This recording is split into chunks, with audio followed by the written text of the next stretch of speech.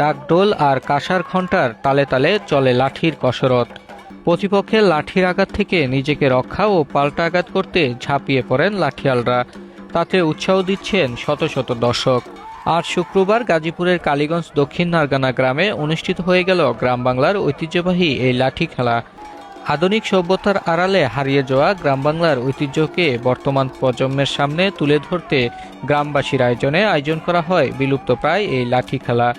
ডাকডোলের বাজনায় গানের তালে তালে যেন এক আনন্দময় উৎসব হয়ে ওঠে খেলার পুরো স্থান জুড়ে। আবহমান বাংলার ঐতিহ্যবাহী এই আয়োজনকে ঘিরে স্থানীয়দের মাঝে ছিল উৎসবের আমেজ। লাঠি খেলা দেখতে দূর দূরান্ত থেকে ছুটে এসেছেন দর্শকরা। যুব সমাজের মূল্যবোধের অবক্ষয় রোধে গ্রাম বাংলার ঐতিহ্যবাহী খেলাধুলা ও সাংস্কৃতিক আয়োজন রাখতে পারে কার্যকরী ভূমিকা। একই সাথে নিয়মিত এ ধরনের আয়োজনের দাবি দর্শকদেরও। এই লাঠি খেলা অত্যন্ত প্রাচীন কাল থেকে আমাদের এই ঐতিহ্যবাহী খেলা অনুষ্ঠিত হয়ে আসছে। বিশেষ করে আমাদের গ্রামের কৃষক শ্রমিক যারা মেহনতি মানুষ আছে তারা এই খেলাটায় অংশগ্রহণ করে। বিশেষ করে আমাদের জামালপুর ইউনিয়নের নারগানা এই গ্রামে এর ঐতিহ্য আছে।